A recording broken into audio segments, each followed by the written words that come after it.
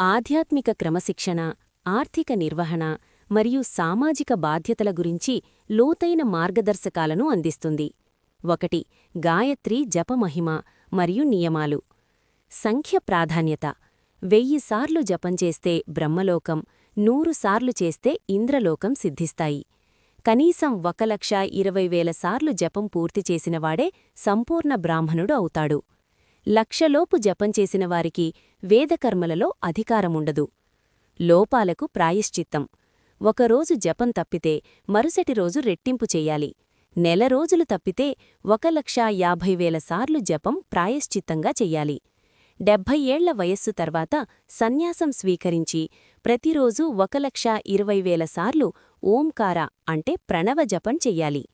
2. యుగధర్మాలు. కాలక్రమేణా మోక్షమార్గాలు మారుతాయని పురాణం చెబుతోంది.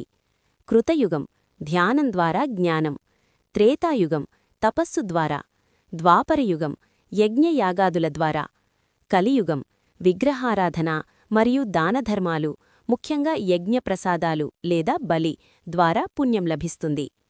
3. సంపాదన మరియు ఆర్థిక నిర్వహణ, ధన వినియోగం. సంపాదించిన ధనాన్ని ఎలా ఖర్చు చెయ్యాలో ఇక్కడ అద్భుతమైన సూత్రముంది. 3 భాగాలు అంటే 3-వే స్ప్లిట్. సంపాదనను 3 సమభాగాలుగా విభజించాలి. ధర్మం నిత్యకర్మలు, పూజలు, దానాల కోసం. వృద్ధి వ్యాపారం లేదా పెట్టుబడి పెంచుకోవడం కోసం.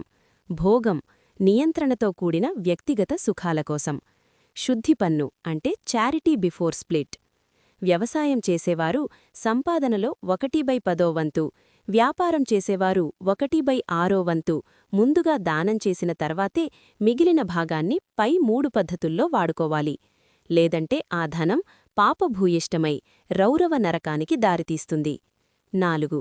దాన విశిష్టత. అన్నదానం. ఆకలితో ఉన్నవారికి పెట్టే అన్నం అత్యంత పుణ్యప్రదం. అన్నం పెట్టినవాడు ఆ అన్నం జీర్ణమయ్యే వరకు లేదా ఆ వ్యక్తి శివనామస్మరణ చేసేవరకు ఆ పుణ్యంలో సగం పొందుతాడు. నిజాయితీ. అడిగినప్పుడు శక్తి ఉండి కూడా ఇవ్వకపోతే వచ్చే జన్మలో ఆ వ్యక్తికి రుణపడి ఉండాల్సి వస్తుంది. ఎవరినీ కించపరచకూడదు. ఇతరుల తప్పులను చాటకూడదు. ముగింపు. సదాచారమంటే కేవలం పూజలు చేయడం మాత్రమే కాదు. సంపాదనలో నిజాయితీ, ఖర్చులో క్రమశిక్షణ, ఇతరుల పట్ల దయ కలిగి ఉండటమే నిజమైన ధర్మం. పుణ్యం వల్ల సుఖం, పాపం వల్ల దుఃఖం కలుగుతాయని ఈ అధ్యాయం స్పష్టం చేస్తోంది.